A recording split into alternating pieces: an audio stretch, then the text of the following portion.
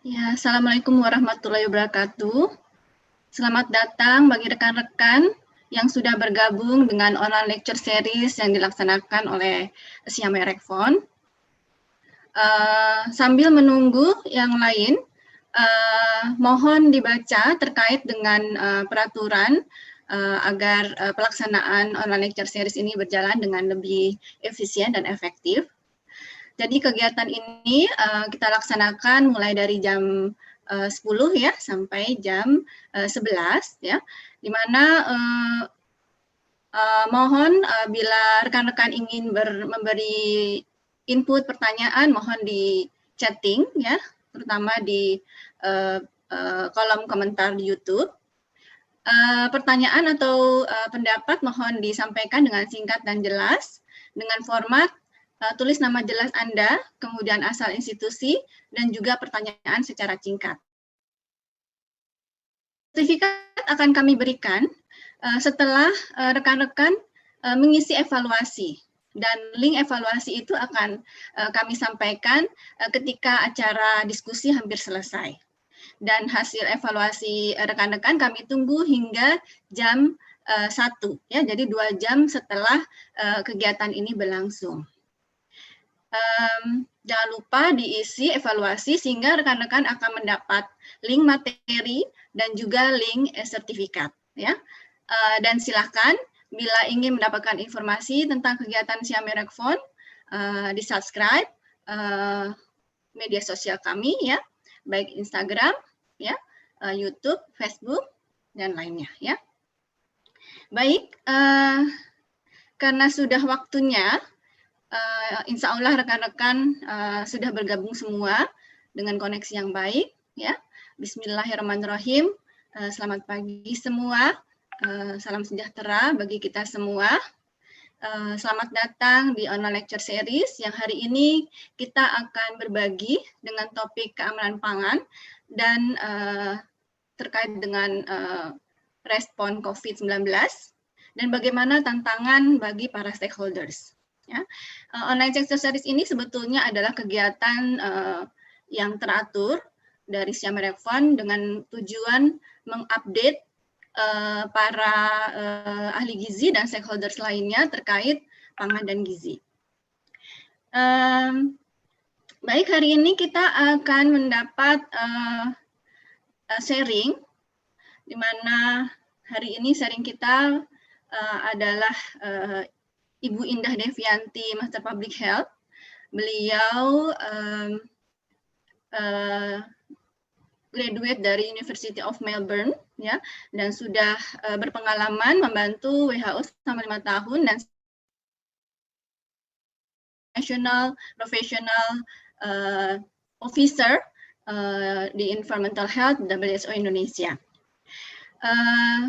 Dan kita berikan sharing waktu bagi Bu Devi, kita manggilnya Bu Devi ya, Bu Devi, sekitar 25 menit, kemudian kita lanjutkan dengan sesi tanya jawab sekitar 20 menit dengan merespon dari pertanyaan Anda yang ditulis di kolom komentar YouTube ya.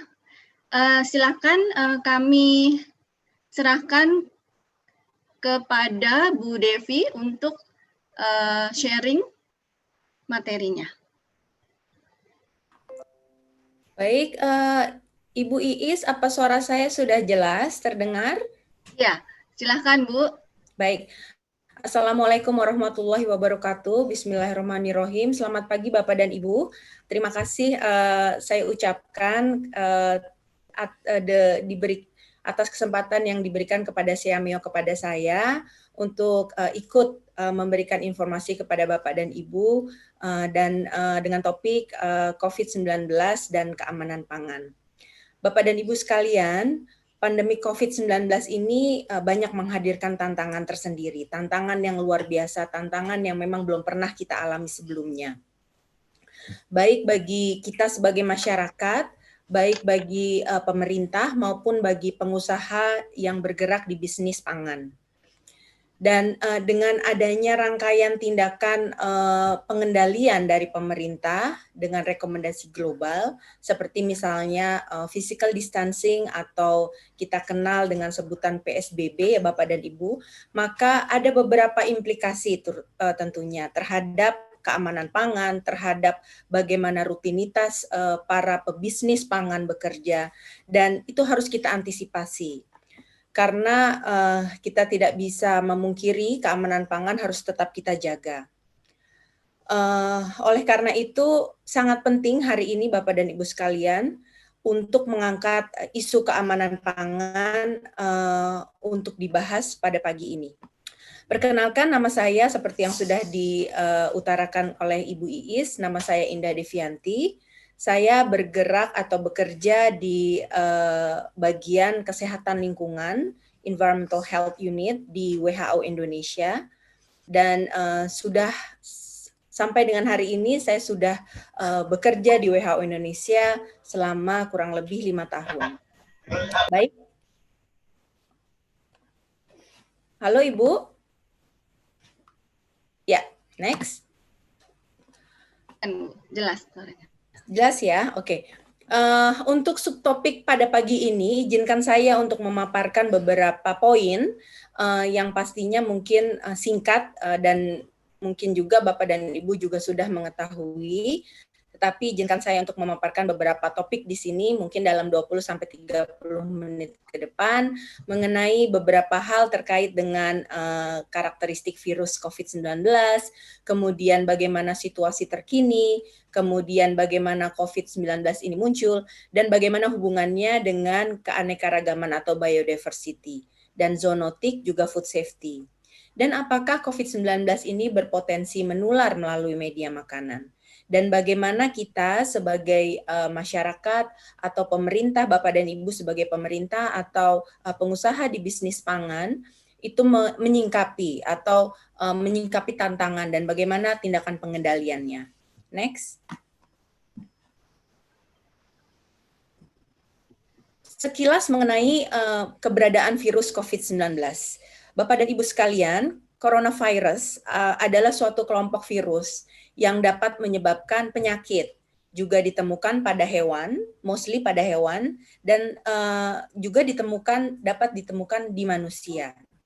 Beberapa jenis coronavirus itu diketahui menyebabkan infeksi saluran nafas pada manusia, mulai dari batuk pilek biasa hingga yang lebih serius seperti kita kenal Middle East Respiratory Syndromes atau MERS, dan yang baru-baru ini di awal tahun 2000-an ya Bapak dan Ibu, Severe Acute Respiratory Syndromes atau SARS. Dan coronavirus jenis baru ini yang ditemukan itu termasuk yang jenis baru, maka itu pada awalnya kita menyebutnya sebagai nCoV atau novel coronavirus, yang kemudian di akhir-akhir kita menyebutnya menjadi COVID-19 atau coronavirus disease 19 adalah kode di mana di tahun 2019 virus ini menjangkit ke manusia. Bapak dan Ibu sekalian, orang dapat tertular COVID-19 ini melalui dua mekanisme atau melalui dua cara. COVID-19 dapat menyebar dari orang ke orang melalui percikan atau kita kenal sebagai droplet dari hidung atau mulut atau saluran pernapasan yang keluar pada orang yang terjangkit atau confirm atau positif case COVID-19 ya, melalui batuk, bersin ya, atau mengeluarkan nafas. Nah, percikan-percikan ini kemudian bisa langsung mengenai benda-benda atau jatuh kepada benda-benda karena masanya ya, karena massa dari percikan ini, dan stay di permukaan benda-benda tersebut. Dan orang yang sehat menyentuh benda yang sudah terkontaminasi oleh percikan yang mengandung virus COVID-19, itu kemudian menyentuh mata, kemudian hidung dan mulut, maka orang tersebut dapat terjangkit atau dapat terinfeksi COVID-19. Penularan COVID-19 ini juga dapat terjadi jika orang itu langsung menghirup atau terkena percikan dari orang yang sakit. melalui batuk atau bersinnya. Oleh karena itu, sangat krusial sekali, sangat penting sekali untuk menjaga jarak lebih dari 1 meter dari orang yang sakit.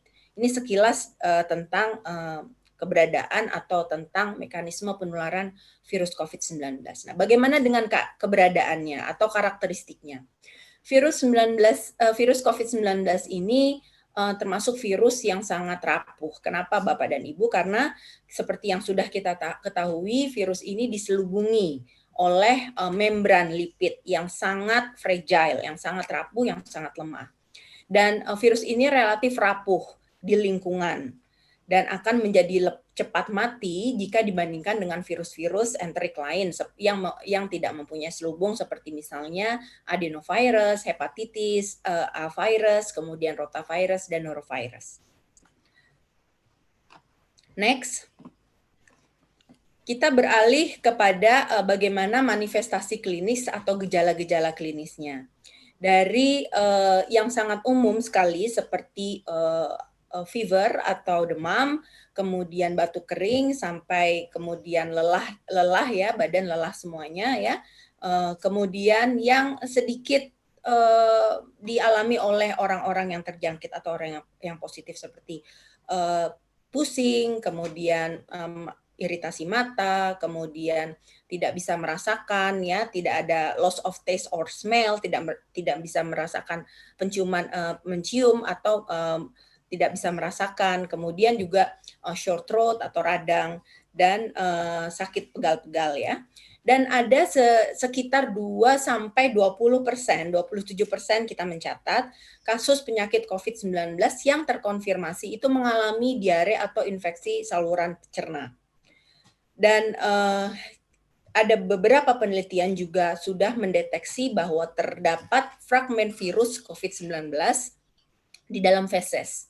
Namun hanya ada satu penelitian yang dapat membiarkan virus COVID-19 ini dari tinja atau kotoran manusia. Implikasinya apa Bapak dan Ibu? Implikasinya adalah ada potensi eksistensi dari virus COVID-19 ini di tinja, sehingga praktek cuci tangan yang benar, praktek sanitasi yang benar, dan air yang aman itu sangat penting. Nah, ini ada kaitannya dengan food safety. Bagaimana kita menyiapkan bahan yang aman, bahan pangan yang aman, bagaimana kita mencuci atau pengolah bahan pangan, dan mencuci tangan setelah melakukan aktivitas toileting. Next. Ya. Selanjutnya adalah saya ingin menyampaikan, walaupun virus COVID-19 itu virus yang sangat rapuh, seperti yang tadi saya sudah jelaskan, tetapi kita harus tetap waspada. Karena kelompok virus atau coronavirus ini, dari hasil-hasil studi yang terdahulu, itu juga dapat ditemukan, seperti yang tadi saya sudah katakan, di media cair, seperti tap water yang tidak terklorinasi, ya ini ada studi dechlorinated tap water, jadi tap water yang diklorinat dinonaktifkan ya, tidak terklorinasi, ini didapati virus corona itu dengan temperatur 20 derajat Celcius selama 2 hari, dan setelah 2 hari terjadi removal atau terjadi penonaktifan dari coronavirus ini sendiri. Kemudian juga ditemukan di limbah cair, kemudian juga ditemukan di tinja atau kotoran manusia ya, di limbah cair hospital atau rumah sakit contohnya saja, di temperatur 20 derajat masih dapat ditemukan selama 2 hari, dan setelah itu tidak ditemukan kembali. Kemudian di feses ya, itu di suhu di 20 derajat Celcius itu masih ditemukan selama 1 hari. Dan studi terkini yaitu di tahun 2020 ya, ditemukan juga virus coronavirus itu dengan rata-rata temperatur 20 derajat itu ditemukan 2 jam sampai 9 hari. Nah, implikasinya adalah kita juga harus memperhatikan mengenai kebersihan dan sanitasi dari permukaan-permukaan, terutama permukaan-permukaan yang disentuh dengan tangan, karena kembali lagi melihat ke jalur transmisi bahwa virus ini dapat ditularkan secara langsung dan tidak langsung. Tidak langsung yaitu dengan sentuhan tangan yang kemudian tangan kita menyentuh bagian-bagian di wajah ya. Next. Slide ini menggambarkan situasi terkini secara global di mana COVID-19 ini sudah menjadi pandemi kalau kita melihat kepada historinya ya, menularkan ke hampir seluruh negara di dunia. Dan kami mencatat sampai dengan tanggal 18 Mei 2020 itu total ada 4,6 juta orang di seluruh dunia yang telah melaporkan kasus confirm positif untuk penyakit coronavirus atau COVID-19 ini. Dan kita bisa melihat grafiknya didominasi oleh confirm case di Amerika dan di Eropa. Dan di antara kasus ini, kami mencatat sebesar 312.000 kematian dilaporkan terkait dengan COVID-19. Next. Dan bagaimana sebenarnya asal dari COVID-19 dan hubungannya dengan keanekaragaman hayati. Sampai dengan saat ini Bapak dan Ibu kami tetap masih mempelajari dari mana host atau asal dari COVID-19 ini di hewan atau di animals. Tetapi yang harus kita pastikan di sini sebenarnya abad ke-20 itu merupakan suatu titik atau periode yang kita bilang periode ekologis yang memang belum pernah terjadi sebelumnya di abad-abad sebelumnya. Dengan ditandai penurunan ekosistem alami, ya, kemudian penurunan biodiversity atau keanekaragaman hayati, dan peningkatan yang signifikan kegiatan manusia, terutama dalam hal pembukaan lahan dan dalam hal pemeliharaan binatang, baik itu binatang domestik atau binatang liar yang akhirnya dipelihara. Nah, peningkatan konsumsi hewan ternak dan hewan liar ini juga menjadi salah satu yang digadang-gadangi menjadi salah satu risiko penularan virus yang tadinya ada di hewan kemudian menjadi tertransmit atau tertular di manusia. Atau yang kita lebih kenal menjadi penyakit zoonosis. COVID-19 ini seperti yang kita ketahui menyebar melalui penularan sudah menyebar dari manusia ke manusia. Tetapi Bapak dan Ibu sekalian mungkin juga sudah mengetahui bahwa kebanyakan virus corona atau dalam keluarga coronavirus ini berasal dari hewan. Dan memang sampai dengan saat ini sumber atau sumber hostnya memang belum diketahui. Tetapi ada dua hal yang saya ingin garis bawahi di sini adalah keterkaitan antara biodiversity dengan keamanan pangan yang sangat terkait. Apabila kita lihat di gambar yang Bapak Ibu perhatikan saat ini, ada keterkaitan antara wildlife atau keanekaragaman hayati berpotensi terhadap penyebaran penyakit karena pembiakan hewan-hewan tertentu atau kita bisa sering menyebutnya monoculture.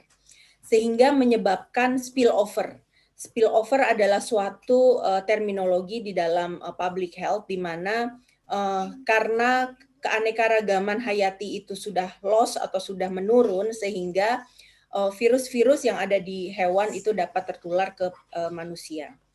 Sehingga kesimpulan dari penjelasan saya di sini adalah menjaga keanekaragaman hayati dan spesies tetap utuh untuk melindungi manusia dari pandemi ini sangat penting. Next.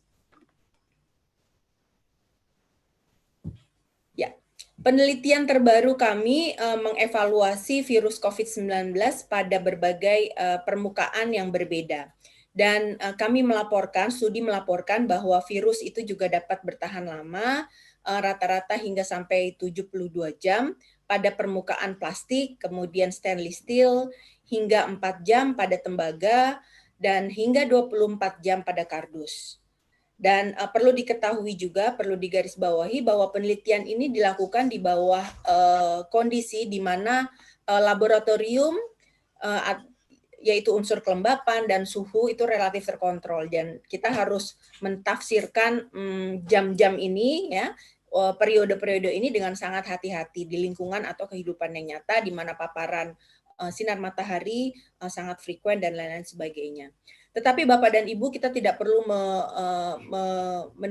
mendebatkan bahwa di plastik selama berapa jam, kemudian di stainless steel selama berapa jam, itu tidak begitu signifikan untuk didebatkan. Tetapi yang paling harus diperhatikan adalah bagaimana kita harus menjaga rutinitas kebersihan dan melakukan sesering mungkin kebersihan atau sanitasi, terutama untuk permukaan-permukaan yang kita sentuh dengan tangan. Oke, dalam studi yang kami catat, kami belum menemukan bahwa COVID-19 itu dapat ditularkan oleh makanan atau kemasan di dalam makanan. Tetapi tetap kita harus apabila kita menerima paket makanan misalnya ya, kita harus menjaga dan waspada dan melakukan tindakan-tindakan pencegahan, utamanya membersihkan tangan atau melakukan sanitasi atau disinfeksi untuk kemasan-kemasan. Kemudian poin yang kedua adalah coronavirus ini tidak dapat berkembang biak di dalam makanan karena mereka membutuhkan hewan atau inang yang hidup atau seperti manusia untuk berkembang biak. Itu konklusi atau studi terkini kami yang dapat saya berikan kepada Bapak dan Ibu sekalian. Oke, next. Ya, next lagi Bu. Dan bagaimana next? Ya. Dan bagaimana sebenarnya COVID-19 ini menjadi suatu tantangan tersendiri di masyarakat. Di masyarakat misalnya ya, tantangan masyarakat untuk menyiapkan atau mendapatkan makanan yang aman dan bernutrisi karena masalah ekonomi itu menjadi di depan mata. Karena Bapak dan Ibu, toko-toko bahan makanan, misalnya pasar-pasar itu banyak yang tutup, kemudian sehingga dapat mengganggu supply chain dari Bapak dan Ibu dalam menyiapkan makanan-makanan yang aman dan bernutrisi. Kemudian yang kedua, ketersediaan dan akses. Beralih kepada makanan dengan metode daring atau pemesanan online ya, yang sehingga dalam satu hal kita tidak dapat memilih langsung makanan yang berkualitas baik ya. Kita tidak bisa memilih langsung makanan yang mempunyai umur makanan atau expired date yang lebih lama, atau mengecek langsung bagaimana makanan-makanan itu kualitasnya atau keadaannya. Kemudian yang ketiga, kurang pengetahuan mengenai cara penyebaran virus yang memungkinkan praktik penggunaan disinfektan yang salah. Beberapa hari atau beberapa waktu yang lalu kita pernah mendengar penggunaan disinfektan yang disemprotkan kepada manusia, kepada orang yang lewat ya. Seperti yang saya cantumkan di sini ya, itu ada viral atau curhatan dari tukang galon ya yang disemprotkan disinfektan sampai 32 kali ya. Karena hal-hal ini memang sering terjadi di dalam masyarakat, di mana misalnya tukang sayur keliling disemprotkan barang-barangnya ya, sayurnya juga disemprotkan disinfektan, berikut juga manusianya. Nah, ini sebenarnya praktek-praktek yang salah. Nah, makanya kita sebagai orang yang bekerja di kesehatan masyarakat juga harus terus mengadvokasi dan mengedukasi masyarakat mengenai cara penggunaan disinfektan yang benar, yaitu bukan ke manusia tetapi ke permukaan-permukaan yang memang sering disentuh oleh tangan seperti yang tadi sudah sering saya sebutkan. Kemudian kurangnya pengetahuan masyarakat mengenai penanganan paket makanan atau bahaya bahannya. Jadi kita sudah memesan makanan via online atau daring, kemudian makanan datang, tapi karena ketakutan kita terhadap keberadaan COVID-19 ini di permukaan dan di makanan, malah makanannya kita disinfektan. Nah, ini praktek-praktek yang salah tetapi banyak ditemui di masyarakat. Nah, ini harus kita edukasi terus. Kemudian membeli makanan atau menimbun makanan. Beberapa hari atau beberapa waktu yang lalu kita sempat mendengar bahwa saat Indonesia dan beberapa wilayah di Indonesia memberlakukan PSBB, banyak kita temukan orang yang berbondong-bondong ke pasar atau ke supermarket untuk membeli makanan, ya, menimbun makanan. Nah, ini panic buying kita sebutkan, kita menyebutnya, ya. Nah, penumpukan bahan makanan di gudang atau di kulkas itu atau lemari pendingin itu juga menyebabkan bukan hanya waste atau limbah, tetapi juga menyebabkan potensi pangan yang tidak aman. Karena apa? Karena misalnya suhu menurun, ya, suhu maksudnya suhu naik di dalam lemari es sehingga suhu menjadi lebih hangat, kemudian makanan lebih cepat busuk dan lain-lain sebagainya, itu menimbulkan atau berpotensi menimbulkan resiko malah keracunan pangan. Next.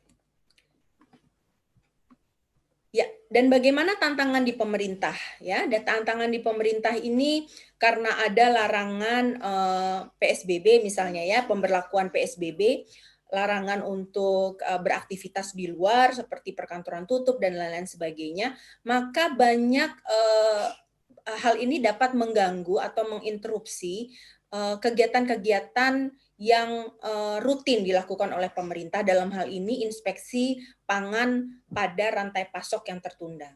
Misalnya yang dijadwalkan oleh Dinas Kesehatan, baik itu Dinas Kesehatan maupun dinas-dinas yang terkait dengan inspeksi pangan, itu sudah melakukan penjadwalan inspeksi ke pangan rumah tangga, ke restoran, dan lain-lain sebagainya, itu mengalami penundaan atau bahkan cancel semuanya, ya, karena banyak industri yang tutup, kemudian juga banyak pegawai-pegawai yang dirumahkan.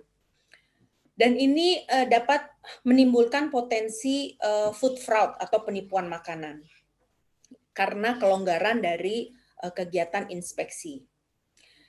Poin kedua adalah pengambilan atau pengujian sampel yang terbatas atau tertunda. Di samping karena keterbatasan dari human resources atau SDM yang melakukan inspeksi pangan atau inspeksi kesehatan lingkungan, alasan kedua adalah ketersediaan lab. Lab masih tetap buka Bapak dan Ibu, tetapi mungkin beberapa lab di dunia ini dialihkan kepada penanganan kasus atau penanganan COVID-19. Sehingga lab-lab yang tadinya diperuntukkan untuk pengecekan makanan dan air, itu porsinya menjadi sedikit atau bahkan mungkin ditiadakan untuk sementara. Kemudian yang ketiga, kontrol impor dan ekspor pangan yang sangat longgar, ya, karena keterbatasan dari SDM, ya, kemudian juga keterbatasan mungkin dari apa namanya logistik dari importer atau eksporternya. Kemudian yang poin yang selanjutnya adalah peralihan usaha bidang pangan yang belum mendapatkan izin atau belum ada mekanismenya. Misalnya seperti ini Bapak dan Ibu, pada sebelum era COVID, ya, itu aktivitas rutin berjalan, proses procurement bahan makanan juga berjalan. Tetapi pada saat pemerintah memberlakukan PSBB atau penutupan sementara bisnis-bisnis pangan, sehingga pengusaha pangan akan berpikir, ini makanan, stok akan dibawa kemana. Beberapa industri mungkin mempunyai bisnis atau mempunyai ide untuk menjual secara online. Yang sebenarnya peruntukan perizinan dari usaha bisnis itu bukan usaha online atau delivery bahan baku atau delivery online. Nah, ini karena belum mendapatkan izin, belum ada mekanismenya, maka hal ini perlu disingkapi oleh pemerintah. Karena apa? Karena pada saat ada peralihan bisnis, kita harus melihat bahwa ada satu titik critical point yang ditambah di situ. Misalnya pada saat delivery bahan pangan, bagaimana itu transportasinya, kemudian bagaimana drivernya, dan itu semuanya perlu kita antisipasi di sini.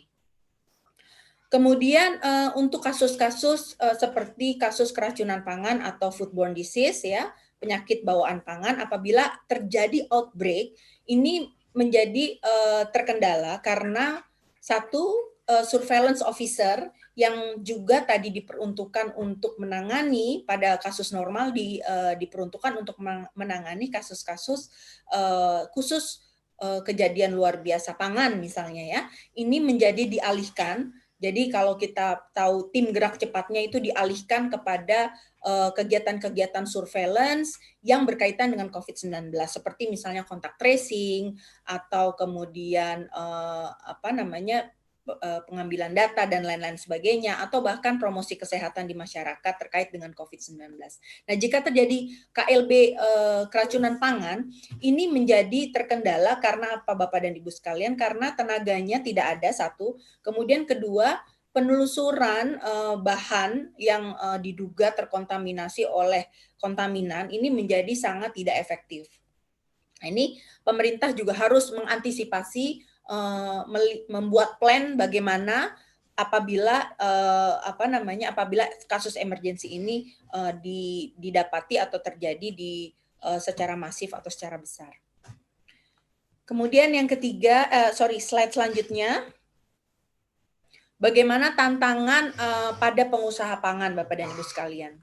Ketersediaan bahan dasar. Nah, ini ketersediaan bahan dasar menjadi terganggu karena tadi kita tahu supply chain terganggu, misalnya ada bahan yang bahannya import ya, kemudian tidak tersedia karena ada pembatasan penerbangan, pembatasan ekspor impor dan lain-lain sebagainya, itu menjadi terbatas bahan dasarnya, sehingga para pelaku usaha pangan harus berpikir keras untuk mengganti bahan dasar tersebut. Nah, bahan dasar tersebut apabila diputuskan untuk mengganti kepada bahan dasar yang lokal misalnya, itu ada beberapa implikasinya. Apabila bahan-bahan tersebut memang belum terstandar atau belum tersertifikasi, nah ini harus diantisipasi oleh pemerintah bagaimana perizinan dan inspeksinya. Kemudian pemakaian produk pengganti yang mungkin belum berizin yang tadi sudah saya jelaskan. Kemudian perekrutan staf. Bapak dan Ibu sekalian, tidak semua usaha itu gulung tikar di era COVID-19 ini. Ada malah usaha yang sangat naik omsetnya ya, seperti misalnya usaha online ya, bahan pangan yang online ini mungkin juga mempunyai peluang bisnis yang naik, sehingga perekrutan staf itu juga dimungkinkan. Jadi perekrutan staf, kemudian usaha-usaha yang lain ya, perekrutan untuk pengolah makanan misalnya itu juga dimungkinkan. Nah, merekrut staf yang memang belum terlatih keamanan pangan menjadi salah satu resiko tersendiri. Oleh karena itu pengusaha pangan harus mengantisipasi dengan melakukan training, in-house training kepada staf-staf yang baru. Kemudian kurangnya sosialisasi mengenai kesehatan dan keselamatan pekerja pada pengusaha pangan, terutama di sektor informal dan usaha kecil menengah. Apalagi kita sedang menghadapi suatu kondisi di mana pemerintah sudah bersiap-siap untuk membuka kembali usaha ya, reopening bisnis. Nah, jika pengusaha pangan tidak mempunyai knowledge yang cukup bagaimana untuk mencegah, melakukan tindakan pengendalian di usaha pangan, di industri tempat mereka bekerja, maka ini merupakan salah satu resiko. Karena kita mengetahui bahwa tidak ada yang tahu kapan COVID-19 ini berakhir. Jadi kita deal dengan maraton, kita deal dengan sesuatu yang belum pasti di sini. Sehingga pengetahuan, kemudian contingency plan, kemudian rencana operasional dari usaha pangan itu juga harus dipikirkan. Yang menjadi tantangan di sini adalah sektor-sektor informal. Siapa yang akan memikirkan para pedagang-pedagang kaki lima? Siapa yang memikirkan catering-catering kecil? Siapa yang nanti akan memikirkan usaha kecil dan menengah di bidang pangan, PIRT dan sebagainya? Ini adalah peran pemerintah, Bapak dan Ibu, peran pemerintah dan juga peran kita sebagai praktisi di kesehatan masyarakat untuk terus mengedukasi, menjamah mereka melakukan edukasi ya mengenai tindakan pengendalian yang dapat mereka lakukan apabila mereka akan membuka bisnis setelah COVID ini, setelah pemerintah membuat kebijakan untuk membolehkan usaha-usaha kecil ini buka. atau beroperasi kembali. Selanjutnya, produksi menurun sehingga mengganggu operasional bisnis atau industri pangan. Misalnya karena keuntungan menurun sehingga pengusaha mengkompensasi dengan mengurangi biaya sanitasi, perbaikan, dan perawatan. Ini memang bukan hanya terjadi di COVID-19, karena saya juga berpengalaman bekerja di sektor swasta dalam hal ini, di sektor pangan, sehingga saya tahu betul sekali mana yang harus di-cut ya, mana yang harus di-cut apabila produksi menurun, keuntungan menurun ya. Nah, sudah menjadi rahasia umum bahwa yang pertama kali di-cut adalah tentang biaya kebersihan, biaya sanitasi, biaya perbaikan, dan lain-lain. Ini dimungkinkan sekali Bapak dan Ibu. Karena ini kalau untuk misalnya untuk meng-cut pegawai atau menghentikan pegawai itu sangat menjadi opsi yang terakhir. Nah, hal-hal ini mengurangi biaya sanitasi, kemudian mengurangi biaya perbaikan dan perawatan equipment atau peralatan yang relate sekali dengan food safety, ini menjadi salah satu risiko sehingga ini harus diantisipasi oleh para pengusaha pangan. Bagaimana harus melakukan penghematan-penghematan di sektor-sektor tertentu tanpa harus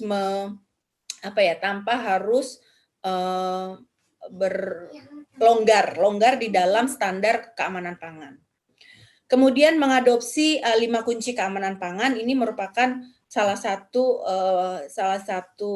tindakan pengendalian yang nanti akan kami jelaskan di slide berikutnya. Ya.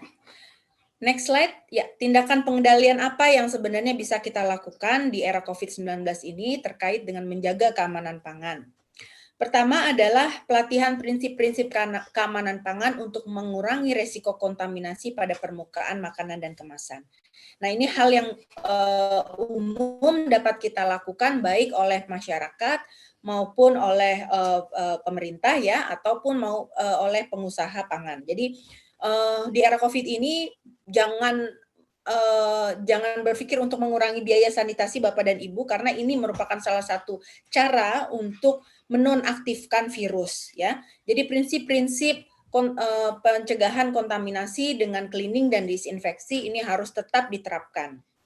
Kemudian pemakaian alat pelindung diri seperti masker ya, kemudian sarung tangan bisa efektif dan dalam mengurangi penyebaran virus dan penyakit dalam industri makanan. Nah, ini merupakan suatu hal yang memang terus diadvokasi oleh teman-teman inspektor pangan terutama untuk pemakaian APD seperti masker dan sarung tangan di luar dari wabah COVID-19. Nah, ini harus lebih digalakkan. Peran dari manajer di industri makan atau tempat pengolahan makanan ini sangat penting untuk mengingatkan para pekerja untuk adhere atau untuk mengikuti compliance terhadap standar-standar food safety, terutama pemakaian APD ini. Kemudian menjaga jarak fisik dan menjaga kebersihan dan sanitasi. Menjaga jarak fisik misalnya pada saat untuk pengusaha di bidang pangan misalnya ya, itu juga harus memikirkan bagaimana menjaga jarak fisik, peraturan menjaga jarak fisik, peraturan physical distancing itu tetap berlaku. Bagaimana dengan pemberlakuan shift, bagaimana pemberlakuan dengan piket, bagaimana merumahkan beberapa staff ya, jadi bergiliran shiftnya sehingga kerumunan atau sehingga jaga jarak itu tetap bisa dimaksimalkan. Jadi kerumunan dihindari. Dan yang selanjutnya adalah mempromosikan cuci tangan ya. Jadi tidak henti-hentinya kami mempromosikan atau mengadvokasi mengenai perilaku hidup bersih dan sehat, utamanya adalah cuci tangan dan melakukan sanitasi yang sering dan efektif. Di setiap proses, baik itu di titik penerimaan pangan sampai dengan di titik konsumen ya. Kemudian menjaga kesehatan tenaga kerja yang sehat, kemudian mendeteksi dan isolasi pekerja yang terinfeksi berikut syaratnya. Jadi Bapak dan Ibu pada saat reopening atau misalnya Bapak dan Ibu sudah mulai melakukan aktivitas kembali, ada beberapa hal yang menjadi standar yang perlu diperhatikan. Pertama adalah pengecekan atau screening kesehatan dari para pekerja ya, dengan pengecekan suhu dan lain-lain sebagainya. Dan jika memang sudah ada atau terdeteksi suspek bahwa pekerja itu mengalami gejala-gejala yang merujuk atau sesuai dengan gejala-gejala COVID-19, maka harus ada SOP yang tersosialisasikan atau dibuat bagaimana staf tersebut bisa diisolasi atau dirumahkan, dan bagaimana pemberitahuan kepada dinas yang terkait di sini. Kemudian tindakan pengendalian yang selanjutnya untuk ya itu adalah beberapa inovasi-inovasi ya yang dibuat oleh retail atau usaha-usaha di bidang retail makanan dengan membuat penghalang ya, barrier, physical barrier, terutama di counter-counter ya. Itu menggunakan akrilik atau plexiglass, atau sebenarnya bisa juga menggunakan bahan-bahan yang bisa didapat setiap hari yang lebih ekonomis. Seperti yang tadi yang gambar paling bawah ya, itu di salah satu mini retailer di Indonesia itu memakai plastik ya di counternya. Nah, ini mohon izin, waktunya tinggal 2 menit kalau bisa. Oke. Ya, ini adalah salah satu tindakan barrier yang perlu dilakukan di retailnya. Ya, kemudian konsumen membawa tas belanjaan sendiri, maka apabila mereka membawa tas belanjaan sendiri, maka juga disarankan untuk melakukan sanitasi dan disinfeksi dari tas tersebut. Ya, next Mbak. Ya, ini adalah merupakan pengendalian yang bisa dilakukan oleh pemerintah, misalnya pemanfaatan sistem IT yang kuat untuk memfasilitasi pekerjaan dari rumah, kemudian teleworking dan konferensi online. Ya, kemudian ini di retail juga menggunakan tanda lantai di dalam toko retail sehingga dapat memfasilitasi tetap physical distancing. Ya, kemudian next. Tindakan pengendalian selanjutnya itu tetap kita memberlakukan atau mengadvokasi 5 kunci keamanan pangan dan memberlakukan dan mengedukasi ya. Next. Ya.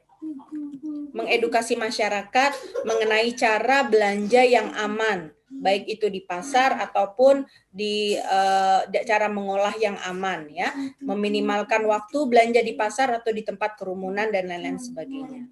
Baik, next, ini adalah slide saya terakhir.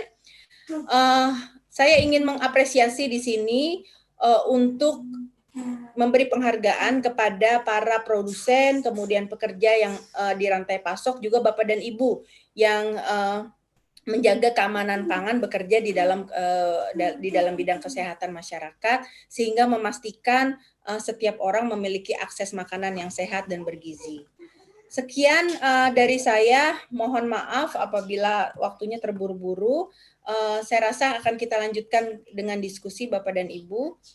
Sekian dari saya. Wassalamualaikum warahmatullahi wabarakatuh.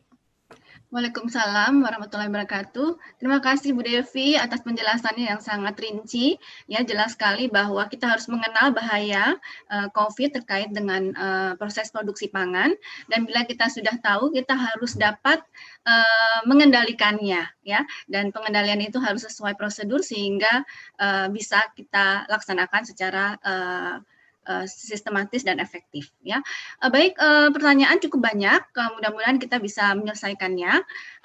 Ada beberapa pertanyaan yang praktis, seperti dari Risa Fayola dari Universitas Negeri Medan menanyakan terkait bagaimana proses pencucian makanan, pangan, dan apakah memang ada desinfektan yang food grade, begitu. Itu dari Risa Fayola. Kemudian yang agak terkait lainnya adalah dari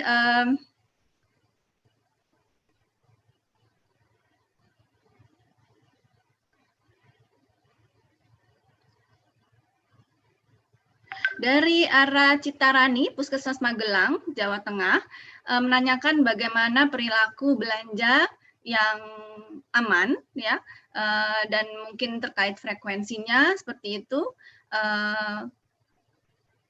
sebetulnya sudah disampaikan ya, mungkin Ibu bisa menjelaskan. Kemudian juga ada dari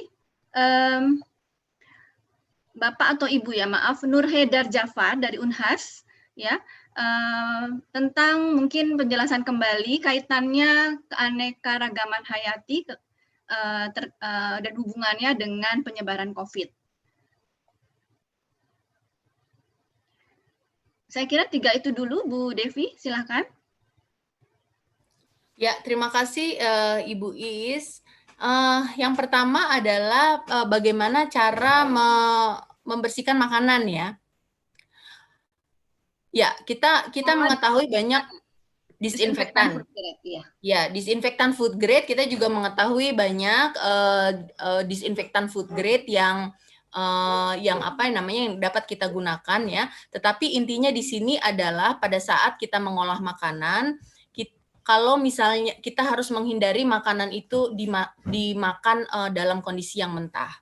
Ya, jadi pada pandemi COVID-19 khususnya atau kasus-kasus pencegahan saat pandemi lain itu sangat disarankan untuk makan makanan yang matang ya. Jadi ataupun kalau untuk misalnya sayuran itu kita harus menghindari makan sayuran yang mentah ya, sehingga dapat memastikan virus yang ada atau virus ataupun bakteri yang ada di makanan itu mati ya dengan proses pemasakan. Sehingga kalau ditanya bahannya seperti apa, sebenarnya banyak ya, ada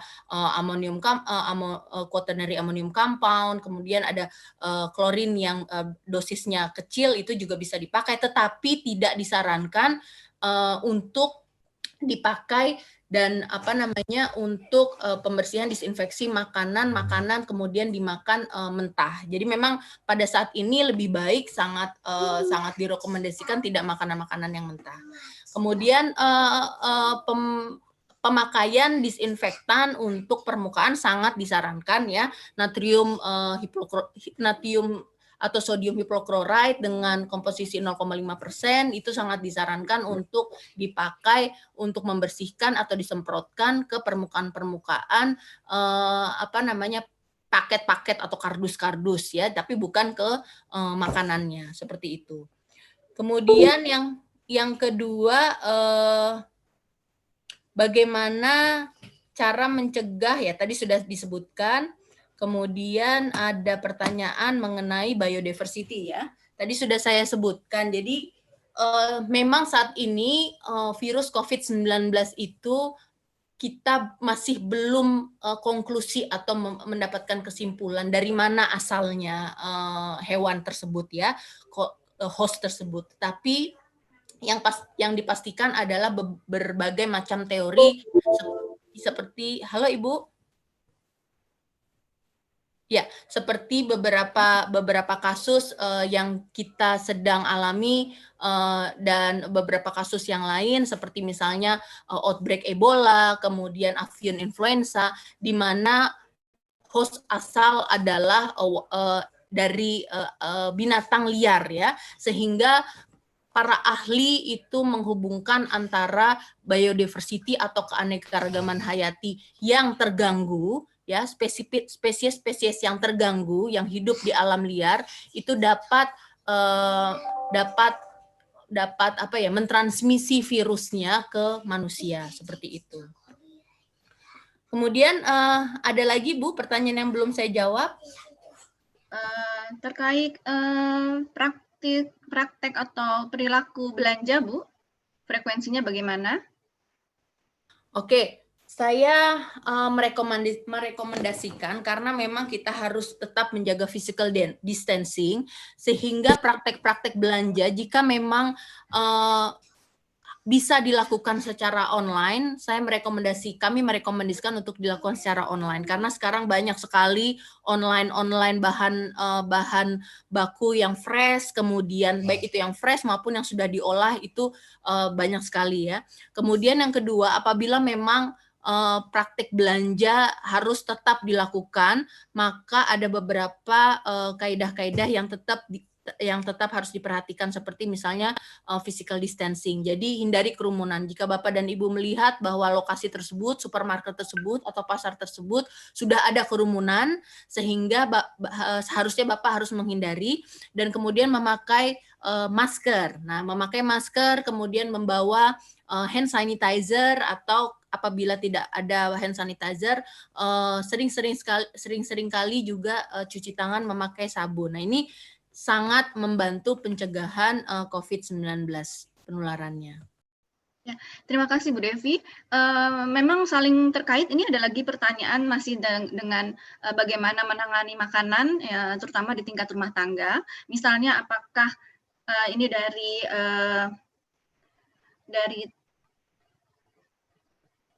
dari Agnia Husnayani dari Unpad, tentang bagaimana mengkonsumsi makanan atau terutama buah-buahan, apakah terutama yang punya kulit, apakah masih bisa aman gitu ya? Apakah ada tips sendiri begitu? Kemudian kalau kita dari Erna Susanti, RSUD Taman Husana Bontang, Kaltim, juga terkait dengan membersihkan makanan yang kita beli di pasar. Apakah dengan cairan khusus, begitu ya Bu ya? Ini masih terkait dengan perilaku konsumsi di tingkat rumah tangga. Itu yang saling terkait. Ada lagi yang dari agak jauh Bu, pertanyaan dari Marcelo Melo Deandra dari Unsrat, Samratulangi, Manado. Bagaimana pemerintah menjamin utuhnya rantai keamanan pangan yang didistribusikan di daerah Indonesia, di seluruh Indonesia? Bagaimana sebaiknya? Kira-kira itu dulu, Bu. Terima kasih.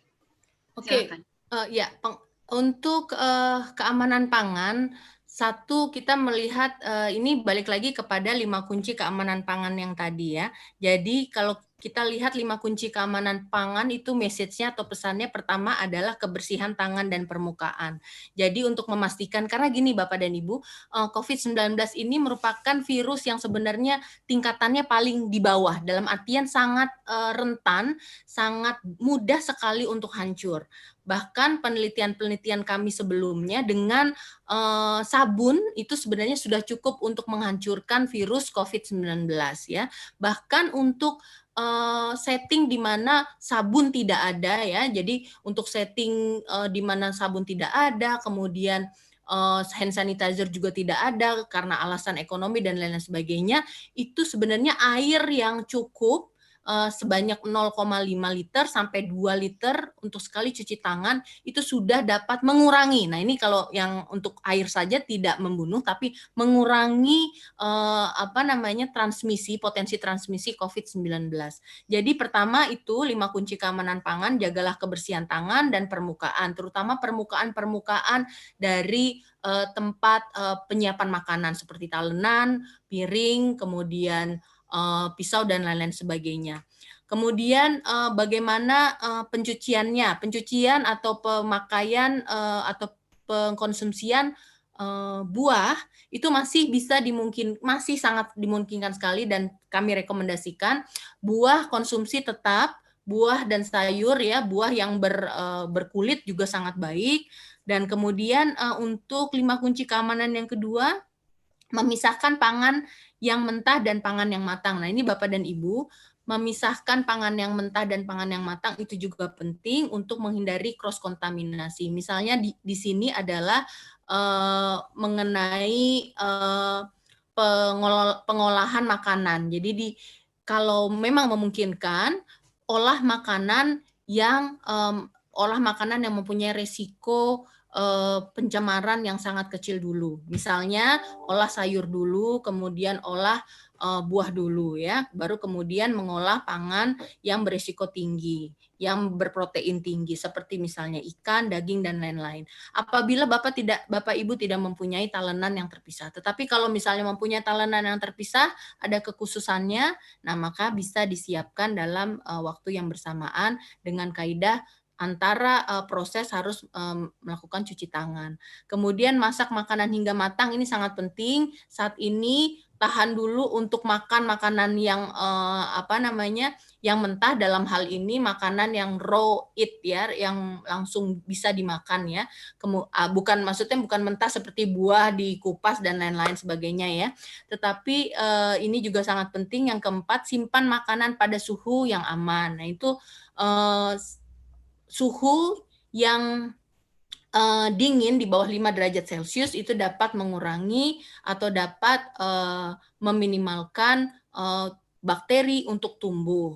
Nah, yang kelima adalah menggunakan air dan bahan baku yang aman. Air ini sangat penting. Tadi sudah kita lihat bahwa ada beberapa studi yang membuktikan bahwa coronavirus ini juga dapat ditemukan di dalam air, sehingga air menjadi salah satu media yang menjadi atau berpotensi membawa COVID-19. Nah, bagaimana memastikan air yang aman? Kalau Bapak dan Ibu mengolah makanan menggunakan air yang matang. Atau kalau misalnya tidak memakai air matang, air yang sudah diproses. Dalam hal ini adalah misalnya menggunakan air dari PDAM ya, karena di PDAM sudah melampaui, airnya sudah ditreat atau diolah melampaui beberapa proses, sehingga salah satu prosesnya dengan klorinasi, sehingga dipastikan airnya insya Allah aman, seperti itu. Ya, terima kasih Bu Devi.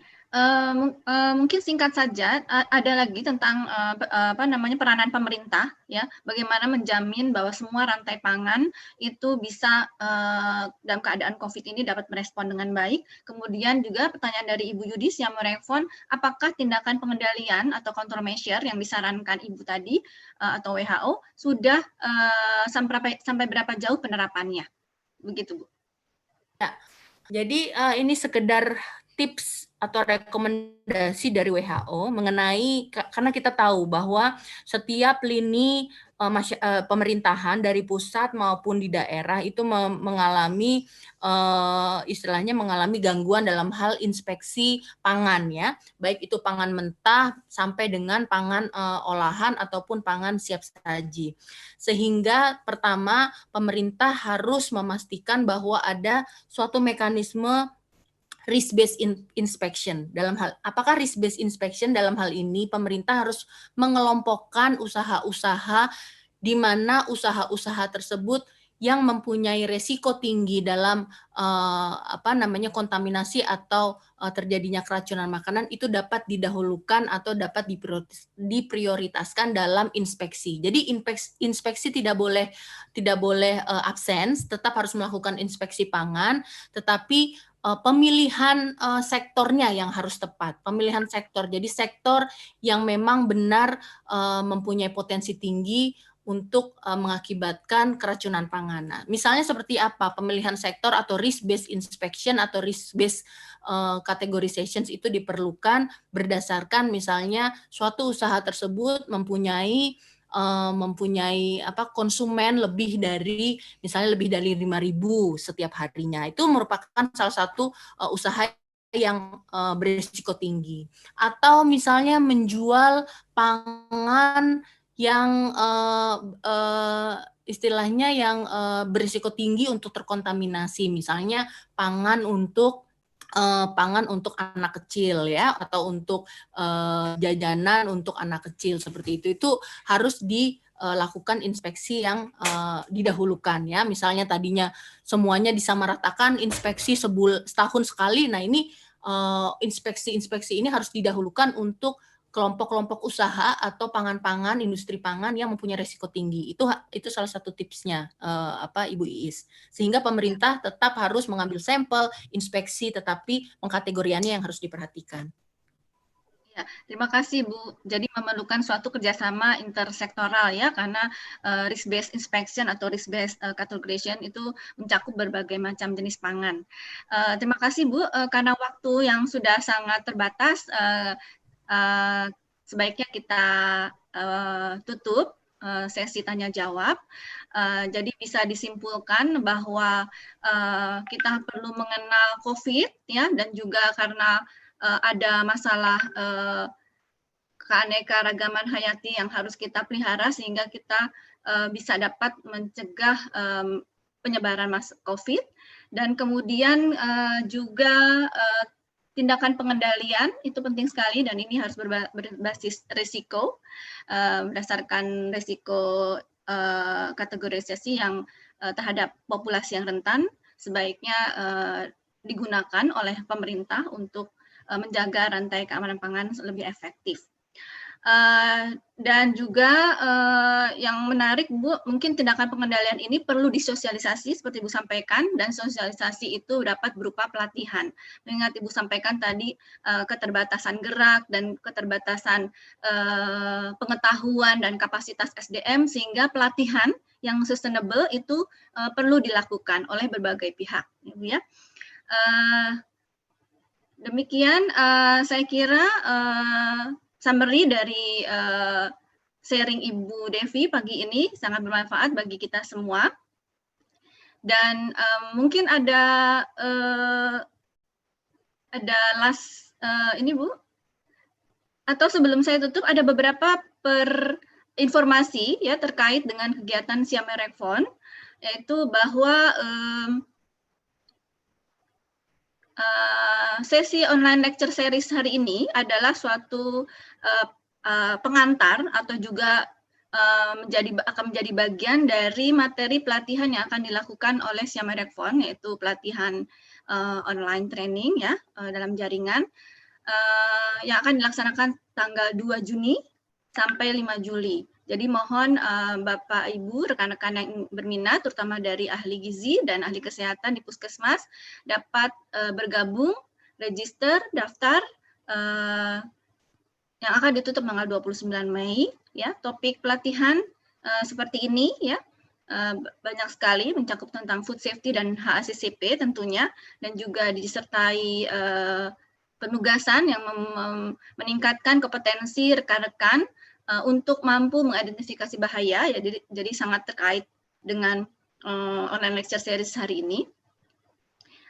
Dan sertifikat insya Allah akan diberikan untuk pelatihan ini dari Siamerekfon dan Kementerian Kesehatan. Dan insya Allah mendapat sertifikat, SKP dari Persagi. Ya, silakan jika ingin mendaftar, linknya tertera dalam layar ini. Ya. Kemudian ada informasi lainnya, yaitu bahwa mohon partisipasi dari rekan-rekan yang bergerak di bidang gizi dan kesehatan untuk join pada survei yang dilakukan oleh mahasiswa Magister Gizi Komunitas Fakultas Kedokteran UI, dan kegiatan ini bekerja sama dengan Siamerekfon. Ini linknya. Jadi ini ada suatu kegiatan semacam survei. Mudah-mudahan bermanfaat bagi kita semua. Hasilnya akan disosialisasi kepada pihak terkait. Kemudian saya kira demikian, terima kasih dari kami. Mungkin dari Bu Devi ada semacam penutup.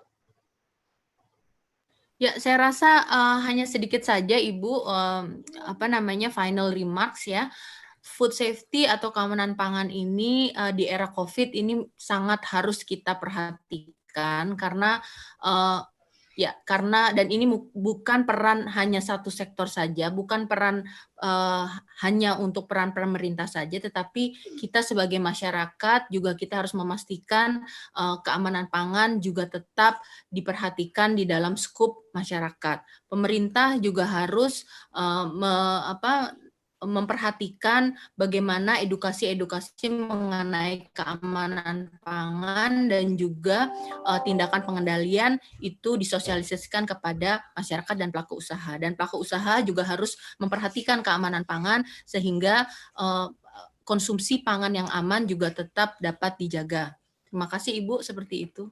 Ya, kami dari Siamerekfon juga terima kasih Bu Devi atas sharing yang sangat bermanfaat, dan kembali lagi kita mengingat pada anjuran dari Bapak Jokowi, Bapak Presiden kita, bahwa kita perlu berdamai dengan COVID, yang berarti bahwa kita harus memahami memahami resiko bahaya dari COVID, tapi juga kita harus mengkompetisikan diri kita sehingga kita bisa mencegah ya dengan tindakan pengendalian yang disampaikan tadi oleh WHO dan Bu Devi, sehingga itu semua menjadi perilaku operasional atau karakter ya bagi hidup kita sesuai dengan peranan kita masing-masing. Demikian jadi kami ucapkan terima kasih kepada WHO Indonesia, kemudian kepada Kemenkes yang juga mensosialisasi kegiatan ini, dan juga pada panitia tentunya. Saya Dwinastiti Iswarawanti mengucapkan terima kasih dan mohon maaf bila ada kekurangan. Tentu saja kami akan selalu mengusahakan yang terbaik buat partner-partner kita semua di seluruh Indonesia. Dan dengan ini kami mohon diri. Mohon insya Allah bertemu lagi pada kegiatan Siam Merokfon yang lain. Demikian saya tutup online lecture series hari ini dengan Alhamdulillahirabbil alamin.